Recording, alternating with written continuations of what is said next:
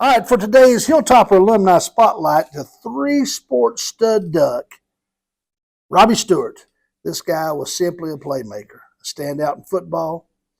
He led the 86 Hilltoppers in rushing, scored 13 touchdowns, and ran for 1,135 career yards. That's an average of about 6 yards per carry from the fullback position in 1986. Best game of the season was the season opener, 238 yards rushing on only 21 carries. Described as a hard-hitting back that loved contact. Also, the team's number one target in 1985, the year they won the Big Nine Conference Championship. Also in basketball, he was a three-year starter, known for his thundering dunks for Coach George Pitts. And remember that one game against Elizabethan? I think he had like 21 points that night. He didn't miss a shot. He ate them up. In the spring, Robbie participated in track and field, elite high jumper and long jumper, and member of one of the best 4x100 relay teams in the state, along with Anthony Whiteside, Kenny Baltman, and Davis Sanders. Now, Robbie comes from a family tradition of great athletes. It started with his mom, Hattie, Miss Hattie Stewart. She was a Langston legend, and his two brothers, Phil, of course, a three-sport athlete at Science Hill, went on to play at University of Tennessee, was a member of the 86 Sugar Bowl champions, and then his brother Lynn was also a two-sport athlete at Science Hill. Great, great basketball player. And don't forget, last but not least, his grandmother, Miss Julia May Cousins, who was a mother to all in the community. And when I say community, I mean the Johnson City community.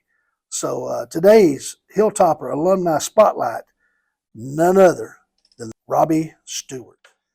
Welcome to another edition of Topper Talk. I'm Scotty Buster. Alongside me, as always, is Bart Line. We're coming to you again from the CB Kent's meeting room here at the Fieldhouse at Kermit Tipton Stadium. Bart, who are we going to chop it up with today? Well, we got one of the toughest, meanest, roughest linemen in the conference, Big David Reed, and one of the slipperiest, quickest, cat-like flankers. I call him a flanker. He's a slot player. John Giturwa. Two great players, both on and off the field, and should be an interesting episode of Topper Talk today, Scott. All right, David. First question. I like to ask this question a lot. Your favorite show, Netflix, regular TV, whatever. What's your favorite show? I think there's about only one show that I've seen all the way through, and it was with my parents. And back in the 2000s, probably about the time I was born, honestly, about 2006, there's a show on TV. I think it was on HBO, maybe, if that was even back then. I don't know. That's why I watched it on. But it was called One Tree Hill. One Tree Hill. In North Carolina, about the basketball. The two brothers splitting ways. And, it made. I always thought that was a chick flick. But anyway, John, same question. There's a lot of shows. I think the one's my favorite. It's pretty simple. It's Breaking Bad. Okay. Breaking Bad. Somebody else said Breaking Bad. Yeah, it's been popular. We've had a few say Breaking Bad. I haven't watched it all the way through, but that is a good show. All right, David, coming from Knoxville, you moved here, I think, when you were in middle school.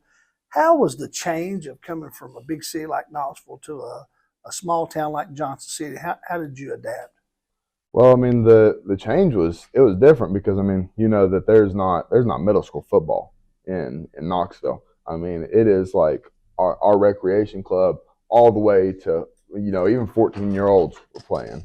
And so it definitely seems like a little bit more probably organized, especially at the start of the season. We have that kickoff classic kind of met teams from Florida, Georgia, and everything. It's just going wild. Sometimes you'll mix up plays, between you hear a whistle on field 3 and you're on field 5, and they're right next to each other. But it was a hard transition, Yeah, it was. But when you move here, you become part of the football team, and you instantly had 50, 60 brothers. Yes, I did. That was something that was different. Is that you went to school all day with the same guys, and then you went and you played football for 2-3 hours after the day with the same guys, and that was always pretty cool to me. Well, we're sure glad that your family decided to move up here. John, talk about your brother's influence. Your brother Joseph was a great player. I believe he went and played some college football. Tell us about what kind of influence he was on you. He's always been a big influence on me. Anything he ever did, I always did the same thing. He played baseball. I played baseball. He quit baseball. I quit. So he's always been a big influence. He's very smart when it comes to football. So he's always giving me knowledge about stuff, and even being a lineman, he still has good advice for me as a receiver. Um, and then also about attitude. I used to have not the best attitude, but he kind of helped me with that and maybe smarter and being coachable. So he's had a really big impact on me. Yeah, that's important. Your brother is one of a kind. He really is. He's a great kid, and I never got an opportunity to coach him, but I've had him a time or two in the classroom, and he's always been very dialed in, focused, and driven, self-driven. All right, John. This semester, your senior year, first semester, what classes do you have? My classes this year are very easy. I have personal finance and economy, and then after that, I go to ETSU to take pre-calculus, and then Well, that's not easy, but yeah, and then I have dual enrollment pickleball. So that's pretty cool. So you actually get to go to ETSU and take a class? Yeah. So Monday, Wednesday, Friday, I do pre-calculus. So that means after I leave school on Tuesday and Thursday, I don't have anything to do. Okay. So I just leave and go home and then come back to football. But Monday, Wednesday, Friday, I go to ETSU and then come back here for football. Okay. All right. Well, that's different. We ain't had that yet. All right, David. What classes you have this year? Well, my first period is a math class, is a self statistics class with Baylor and Carter. I linked up with them, and then I'm in the shop for 2 periods, and we all know that you're very well acquainted with that shop, aren't you? Yeah, I had a lot of classes. Yeah, we make a 99 on some of our tests. 99. So I've got Coach Murray for my MEP, my mechanical, electrical, and plumbing systems, and then I've got Mr. Tester for my Res Con 1, my residential construction first class. And I've had the opportunity to work with him over the summer, which has been really cool. And then in the 4th period, I've got Dr. Bergen. Man, he is a great teacher for economics, and we just love him. He started here when I think he started my junior year here. So his first year since 92 today. 92, yeah. Yeah. Okay, my Wow. sophomore year. Okay. All right, yeah. Just watch out for that joiner in that class, in that one class, or that shop Yeah, class. well, It'll bite you. We stress it all the time, Scotty, and everybody has to take the safety test for every machine, and you have to have a 100. There's no making 9 out of 10. And what do we always tell them? What's a 99? Show them a 99 right there. Show the camera the 99. It's a 99. Scotty, let's do it. Scotty, you show them a 99. That's the true 99. That's the true 99 right there. What happened? You was on the joiner? I was on the joiner, and I didn't use the push stick like Mr. Stinson told me to, and I was on like the last piece of wood, and as I was taking it across there, my finger slipped off the back of it. Next thing I know, I lost half my tip of my finger. Not only is Scotty a legend around the shop, but Mr. Stinson. Oh man, all we hear can have about. a whole episode about Mr. Stinson. Mr. Stinson, that's all we ever hear about. Paint the garage door, boys. He's a good. You're lucky to have Coach Murray, who was a great football player, listed as one of the best linemen we ever had, and Mr. Tester. He played a little football at Irwin, Unicoi County, and old number 40 for Unicoi. You always had to keep an eye on him. Yes, so sir. you got 2 good teachers right there. All right, David. Speaking of sharp objects, you've always had to be like a Swiss Army knife for football, especially here at Science Hill, playing because you're capable of playing several positions from center all the way to tight end on offense, and on defense. There's 4 or 5 positions you can play. Tell us your secret to being able to play all those positions. Well, it's funny that you mentioned the Swiss Army knife, because for years Coach Haney has called me the Swiss Army knife. And I thought about actually doing it for my football intro because I thought it would be pretty cool, but I kind of locked in on one position. But I think the best thing is that, I started getting some good coaching, especially whenever I moved up here in 7th grade and 8th grade. I don't know if you've done him yet, but he definitely needs a spotlight moment. Coach Whiteside, that was definitely. And I'll cut up with Braden Austin about him too. To this day, he just loved telling us this story about this number 1 defensive end. He said wasn't very good. And so it kind of made me think, you don't have to be good, you don't necessarily be the best athlete, but you need to be the smartest one on the field. Yes. And so, always in film room with Coach Beck, I'd be able to tell you anything you wanted to know. Whether I was able to actually do it, was a different story. But I was finally able to grow into that and learn very, very handily, both sides of the ball. went to a lot of camps for defense. That helped tremendously. A lot of beautiful campuses for defense, but offense. I mean, that's my main position right now, and I've been blessed to have a all-state tackle, and Coach Haney, and Coach then Haney, Mr. Football, man. yeah, Mr. Football back in the day. We love seeing it. 75. He used to wear the elbow guards and his tinted visor. He was cool, And we've been blessed to have him. Coach Jones, Coach Beck, just a bunch of ETSU alums being able to teach us. Hey, you may be undersized at this right here, but you're going to take these footsteps to catch back up for it. So right. Coach Beck was a solid player, and then Coach Jones was a very good player too at East Tennessee State. And of course, Ralph played at UT. Man, he played at Tennessee. you know what? He's all right, isn't he? He's all right. He played on some really good teams back then. He's other than his injuries catching up with him. He decided that he was going to jump off the side in the old UT Alabama game to go get himself a little bit of goalpost. And but he used to tell us all the time, he's like, boys, I'm going to get in there. I'm going to go against you one time, all right? And you're going to learn how to do it forever. And, of course, some of my family comes from all Sullivan South and Sullivan Gardens and all that. And I've heard tell of Coach Haney or, Coach Nelson specifically getting in there and doing the drills with them and laying them out. He's like, no pads, just out there raw with it and just laying them out. Yeah, two good ones. All right, John, what about you? What college player, college or pro, do you pattern your game after? That's an interesting question. I think really a lot of the smaller slot guys like Deontay Johnson or Deontay Johnson, or I'd say like I don't know if you know this guy, but Jamari Thrash, he's in college, or he was in college. Yeah, very small, kind of like shifty guys who know how to get open and create yards after the catch. I think that's how I model my game. You think Jerry Rice is the GOAT at wide receiver? Yeah, I think he's the greatest of all time. I don't think he's the best of all time. If that makes sense. Yeah. If he's the best receiver of all time, it's Calvin Johnson. Calvin Johnson, Megatron, right? Megatron. All right. Scotty B. All right, John. I like to ask this one. Me and Bart like to do this a lot.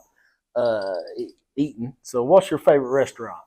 Around here, if it's a sit down, like Cheddar's. Yeah. Oh yeah, like Cheddar's. I think Cheddar's. That's one of my go-tos. I'm a steak person, so I'd say here probably Longhorn myself. But David, what's your favorite restaurant? That's a hard one. Still on the offensive line. Still eating a lot of food. I've not been a big buffet guy, but occasionally after summer practice, we'd go to the hibachi buffet down the road next to the Target, and that was pretty good. But I think that my favorite probably family place.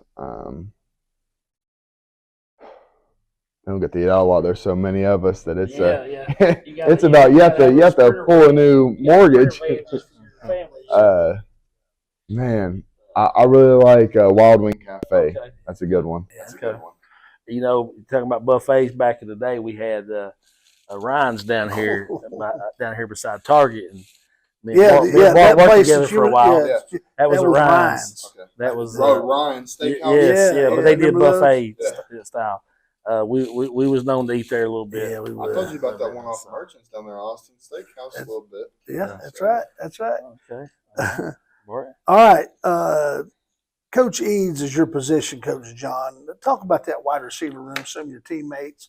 How is Coach Eads' coaching style? And let's talk about some of the guys that play wide receiver. I think this year we have a very talented receiver group. I think we all do a lot of things well, and there are some things we could work on, but Coach Eads is a guy he's super strong on blocking and being physical, and of course, obviously, doing your assignment in terms of like spacing with route concepts and things like that. But I think Zane, he's a great blocker. He knows how to get open, and he's really good at that stuff. And he's very versatile. He can play wing too. Stevens, he's great. He can play slot outside. He catches the ball. He can do a lot of those things. So I think we're very talented this year, and really learn how to be physical and make blocks on the perimeter. All right, great answers. David, being a captain, how important is being a captain to you for the 2024 Hilltopper football team? Well, I mean, it's leadership. It's talking to the refs. for your teammates, being that guy. I've always thought about this. In hockey, it's only the captains. They can only talk to him. The captains and the two assistants. Those are the only people that can talk to a ref, or else it'll almost be a penalty, just about all the time. So being able to take into a leadership role, especially, we've been really blessed to have captains in about four really different areas. To be honest, Steven has the secondary. Baylor has really the box on the defense. Spencer just a quarterback. Got to link up with the receivers and the running back, and I've been able to help the offensive line out, and it's really important to me. It means a lot to me that I was voted by my peers to be one of the captains. Should be a big deal. We're very proud of you. Yes, we are. All right, and we know, and Bart, David's been in our junior topper program helping coach for the last 3 years, I think, and doing a great job at that. I think me and him's got to get to work after we leave here tonight. Go junior toppers. But anyway, so David, back to you. I ask this every week, and we've only known one song the whole time. So your go-to song on your playlist. Let's hear it. My parents would say I'm soft, and I listen to some Barbie Girl. Okay. But now lately, being a captain, we don't get to walk out with the rest of everybody, right? We have to walk out ahead. So I don't get to walk out the Inner Sandman too much more. Yeah. So about almost every time we've gotten off the bus, I've put on some Inner Sandman, and I've just gotten really hyped to it. But other than that, Rage Against the Machine, it's called Killing in the Name. That's my favorite song. So I know that one. All right. John, same question. Favorite song on your playlist? Right now, it's more of like a party song. It's upbeat, not like a hype song. Okay. It's Bent by Kyle Rich. Not sure if you ever heard of that. Let's check that one out too. I like that one. I have a whole list I've got to check out, so I'll put that on it. All right, David. Friday nights at Kermit Tipton. Describe that for the viewers that's checking out Topper Talk. What's it like? Well, I mean, we've been blessed this year.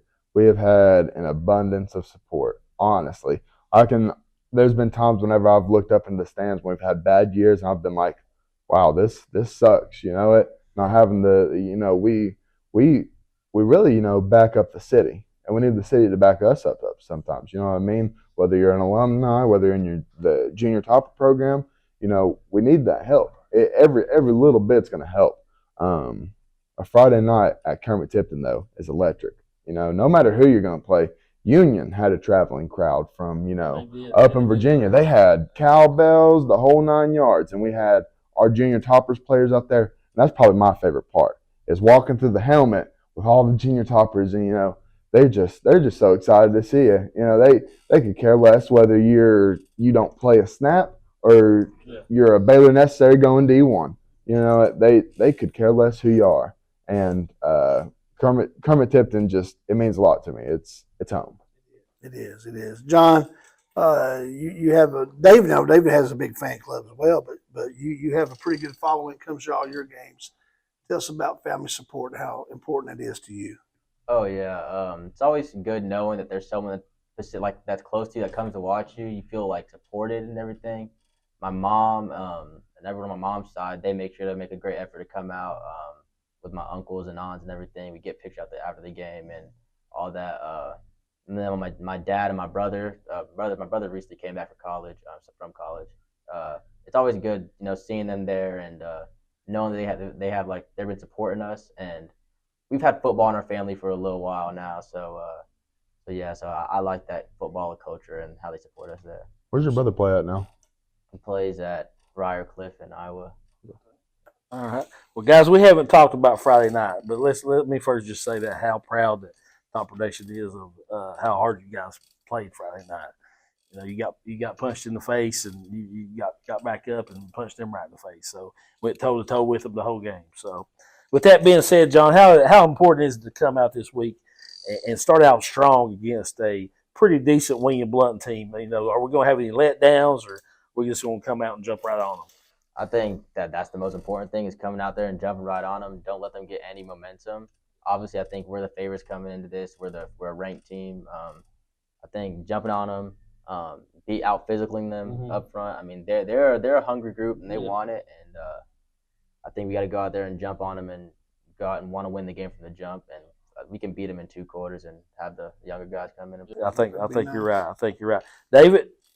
Talking about Friday night, I know we had some sad people around this weekend. So, how's everybody experienced on this Tuesday? Everybody kind of got over that loss, or Well, it was you had to get over that loss because we Yeah. gotta move forward. Whether these teams are good or not coming up for the next 5 games, who's to say? Yeah. But we lost a heartbreaker.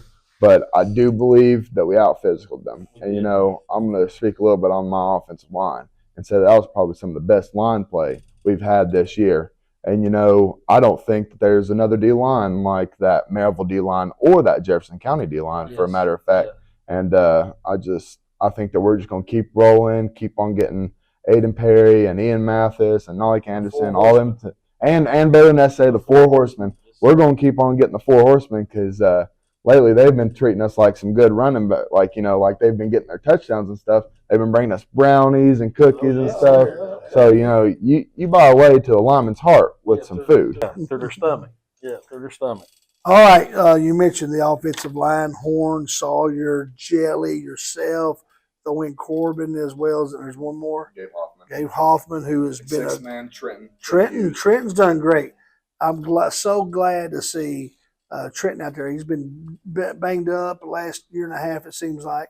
Hoffman took a little vacation, went and played some lacrosse, and said, "Hey, I'm gonna come back." Those guys on that offensive line, how tight are you guys? I mean, it's very tight. Trying to think a way to describe it. We try and have some competition during the week. Left side's gonna get this many yards, right side's gonna get this many yards. But at the end of the day, we always pull through. We always pull together. Where we go and celebrate with our running backs because we got to do that for our cookies. But at the end of the day, you can see us hugging and high fiving, and our secret handshakes. Me and Sawyer have the shake and bake handshake after plays. That is a tight knit group, and I'm really glad to be a part of it because I've been a part of some teams that just argued. Yeah, I got to sit in a little film session yesterday, and I was very, very impressed with the way you guys conduct business with Coach Beck. And he's got it down to a science, Scotty. They're really what I like to call a cohesive unit, okay? A cohesive unit that works together for one common cause. And you guys have definitely done that. You mentioned the wide receivers room. Let's talk about some on defense when you get back there and play a little defense. On defense, defense is a little tricky. I've been playing here for a little bit, and I've got all the calls down now and everything. For me with defense, it's just wanting to make a play anytime and do it, but it's also doing your assignment and stepping up to any challenge. Sometimes you have to go off and get up a block and go make a play on a running back. Sometimes you have to tackle a big running back.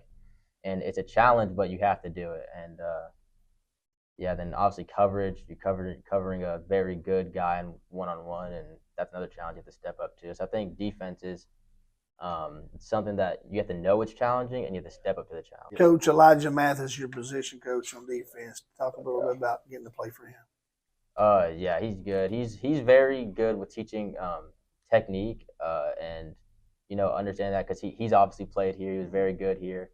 He's a very technical guy, and he works our drills and everything, and that's what he's really good at. We're very proud of Elijah. We're very proud of the efforts you gave this year and as well for you, David. I think the funny thing is that you have that little book in the back of the construction room, and I've never noticed it until one day. I sat back there in your seat. I seen this big thick book, and I'm going through all the records.